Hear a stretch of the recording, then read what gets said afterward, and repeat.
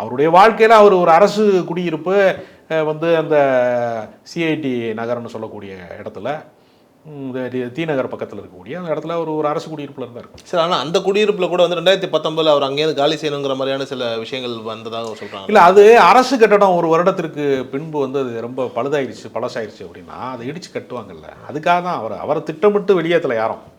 அவர் அப்படி யாரும் பகைமையாக பார்க்க மாட்டாங்க. அப்படிலாம் யாரும் வெளியேற்றலை. அது பழைய கட்டடம் ஆயிடுச்சு, அது சேஃப்டி இல்லை இனிமேல் அப்படிங்கிறனால இடிச்சு கட்டணும். ஏன்னா சமீபத்தில் வந்த அந்த பெருவெள்ளத்துக்குள்ளே வந்து அவர் வீட்டுக்குள்ளே தண்ணி பூந்துருச்சு. 2000 புத்தகம் போயிடுச்சு அவருக்கு. அவர் சேமித்து வச்ச ஒரே சொத்தே வந்து அந்த புத்தகங்கள் தான். அதனால் அவர் குழந்தைகள்லாம் அவங்களாம் நல்லா படித்து மெரிட்டில் தான் வந்திருக்காங்க எல்லாருமே. மகள் கூட ஏதோ மருத்துவராக இருக்காங்க. அவருடைய வாழ்க்கையை பொறுத்தவரையில் அவர் முழுக்க சமூக நலன் கருதிய வாழ்க்கையை மட்டும் அவர் வாழ்ந்திருக்கிறாரு. ரொம்ப தீவிரமான வாசிப்பு பழக்கம் உள்ளவர்.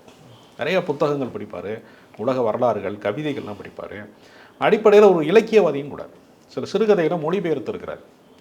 இது மாதிரியான ஒரு அளப்பரிய பணிகளை வந்து நல்லக்கண் அவர்கள் வந்து தன்னை குறித்து இப்பொழுதும் கூட அவருக்கு வந்து தன்னை குறித்த வந்து ஒரு பில்டப்பை வந்து எங்கேயுமே அவர் வச்சுக்கிட்டதே கிடையாது.